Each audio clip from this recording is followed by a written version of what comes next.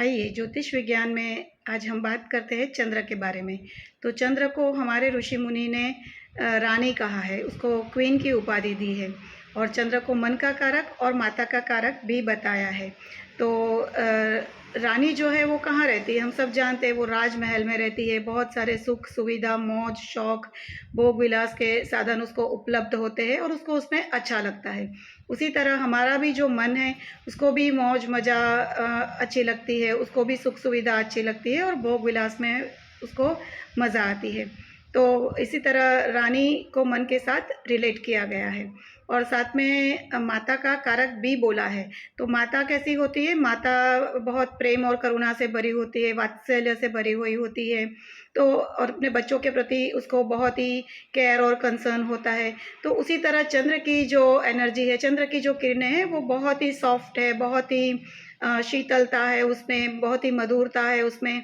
और चंद्र की जो किरणें होती है उसमें एक आह्लादक खुशी का हम अनुभव करते हैं। जब पूनम की रात होती है तो पूनम की चांदनी में सबको अच्छा लगता है और जैसे कि आकाश में से अमृत वर्षा हो रही हो, ऐसा हम आह्लादक अनुभव हमें फील होता है। जिस तरह से माता की गोद में भी हम बहुत सुकून का अनुभव करते हैं। और चंद्र को मन का कारक बोला है तो वो हमारा माइंड है, बट वो इमोशनल माइंड है। तो यहाँ पे जब इमोशन की बात आती है, क्योंकि चंद्र जो है वो वाटर एलिमेंट है, तो पानी भी जो है वो इमोशन को रिप्रेजेंट करता है। तो यहाँ पे हमारे फीलिंग्स है, हमारी क्रिएटिविटी है, हमारी केयर है, हमारा लव है। इधर जो इमोशन है तो यहाँ पे इल्यूजन भी थोड़ा क्रिएट हो जाता है। इमेजिनेशन पावर बहुत हमारा अच्छा होता है, हमारी साइकिक एबिलिटी बहुत अच्छी होती है। तो ये सब भी चंद्र रिप्रेजेंट करता है।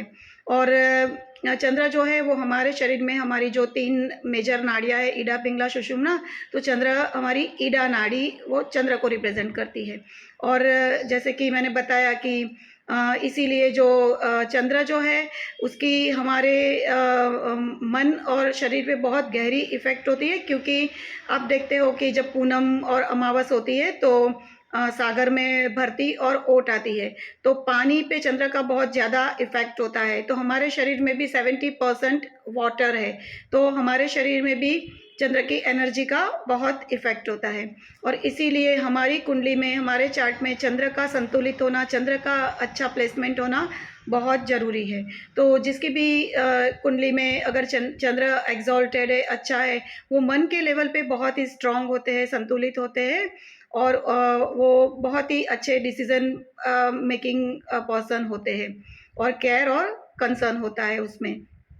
बट जिसकी कुंडली में चंद्र अफेक्टेड है, जैसे कि नीच का चंद्र है या तो राहु केतु या शनि से ग्रसित है, तो ग्रहण योग और विष योग का निर्माण हो जाता है। अब ग्रहण योग तो मैंने पहले भी बताया था कि उसमें अंधेरे की एनर्जी है, तो मन के लेवल पे एक अंधेरा छाया हुआ होता है। विष योग नाम से ही विष है, तो इमोशनल टर्मोइल से हमें गुजरना पड़ता है, इमोशनल डिससेटिस्फेक्शन लाइफ में होता है। और कभी कुंडली में जहाँ चंद्र अकेला होता है, आजू बाजू के खाने खाली होते हैं, तो उसको हम केमद्रुम योग भी बोलते हैं। तो यहाँ पे आपको कोई सपोर्ट नहीं मिलता, आपको लोनलीनेस फील करते हो और उसी के चलते बहुत ही माइंड लेवल पे आप एक एंजाइटी स्ट्रेस और वरी का अनुभव भी करते हो, डिप्रेसिव फीलिंग्स आपको होती है।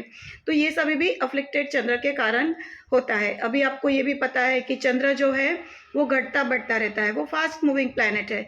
तो उसके चलते हमारा मन भी कैसे है, चंचल है, एक जगह पे हम स्थिर नहीं रख सकते हैं, माइंड को स्टेबल नहीं रख सकते हैं और विवरिंग माइंड हमारा होता रहता है। तो ये सभी भी चंद्र से कनेक्टेड है। तो आइए अभी हम ये भी जानते हैं कि अगर हमारी कुंडली में चंद्र कुछ अफ्लिक्शन में है तो उसके लिए क्या उपाय किए जाते हैं। अब यहाँ मैं ये भी बता दूं कि हमेशा ऐसा नहीं होता है कि चंद्र केतु के साथ है, कि चंद्र शनि के और राहु के साथ है तो बुरा ही उसका प्रभाव होता है। हमारी साइकिक एबिलिटी, हमारी रिसर्च स्किल बहुत अच्छी भी होती है, तो एक पॉजिटिव साइड भी है। तो हम साइकिक हीलिंग सीख के नेगेटिविटी को रिमूव कर सकते हैं। और केतु के साथ होता है तो थोड़े डिटैच हो जाते हैं, राहु के साथ होता है तो हम ज़्यादा अटैचमेंट में आ जाते हैं। तो ये सभी कुछ चीज़ें भी होती है। तो उसको चंद्र को सुधारने के लिए हम सिंपल रेमेडीज़, जो हम रेमेडीज़ में बताना चाहूँगी कि हम वाइट कलर के कपड़े पहन के अपने आप को शांति और हैप्पीनेस में रख सकते हैं, पीस की फीलिंग हम क्रिएट कर सकते हैं। क्योंकि आपको पता है चंद्र वाइट कलर है। साथ में हम लोग चांदी के ग्लास में पानी पी सकते हैं। मैंने बताया पानी में बहुत ही चंद्र के साथ वो मतलब रिलेट करता है, वाटर एलिमेंट है। तो अपने पानी को हम हील करके अपनी अंदर के जो भी प्रॉब्लम्स है उसको ठीक कर सकते हैं। साथ में आपने देखा है कि चंद्र जो है वो शिव के मस्तक पे उन्होंने धारण करके रखा है। तो आप शिवालय जा सकते हो, शंकर भगवान की पूजा अर्चना आराधना कर सकते हो, ओम नमः शिवाय की चैंटिंग कर सकते हो। और जो हमारी ब्रीदिंग टेक्निक में आप ईडा नाड़ी को अपनी बैलेंस कर सकते हो। साथ में जो है चंद्र जो है वो शिवा के साथ कनेक्टेड है। तो शिव जो है आदि योगी शिव, वो ध्यान और मेडिटेशन के देवता है। तो आप ध्यान और मेडिटेशन करके भी अपने मन को संतुलित कर सकते हो, बैलेंस में ला सकते हो। सूर्य नमस्कार की तरह चंद्र नमस्कार भी आता है, उसको भी आप परफॉर्म कर सकते हो। और जैसे मैंने बताया कि चंद्र जो है वो पूनम के साथ भी कनेक्टेड है, और पूनम का फास्टिंग कर सकते हो, उपवास कर सकते हो। अब पूनम के दिन उपवास क्यों करना चाहिए? उपवास का मतलब ही होता है ऊपर वाले के साथ वास करना, कनेक्टेड होना। तो पूनम के को ही क्यों? क्योंकि पूनम जो है वो कैसे होता है, जब भी सूर्य और चंद्र आमने सामने आप आ जाते हैं, मतलब सूर्य की एग्जैक्ट ऑपोजिट जब चंद्र आता है आकाश में तो पूनम होती है। सूर्य की पूरी किरणें चंद्र पे ही फोकस्ड होती है और चंद्र प्रकाशित होता है। वैसे चंद्र की अपनी रोशनी तो है नहीं, तो उस दिन उसको हम पूनम बोलते हैं। तो यहाँ पे हम ज्योतिष में सूर्य को किंग कहते हैं। तो किंग की अपनी सारी जो कंसंट्रेशन है वो अपनी क्वीन पे होती है। तो किंग मतलब यहाँ आत्मा का कारक भी हम सूर्य को बताते हैं।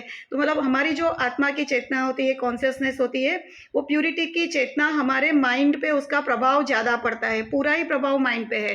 तो जब आप सोल कॉन्शियसनेस से ड्रिवन होते हो, आपके मन को आपकी आत्मा का सपोर्ट मिल जाता है, तो ऑब्वियसली आपका मन स्ट्रांग हो जाता है, मन सात्विक हो जाता है, मन अच्छे डिसीजन ले सकता है और अच्छी राह पे आप चल सकते हो। तो इसीलिए पूनम के दिन फास्ट रखना, पूनम के दिन ध्यान, मेडिटेशन, मंत्रोच्चार करना बहुत अच्छा होता है, क्योंकि उस वक्त बहुत ही हाई एनर्जी होती है।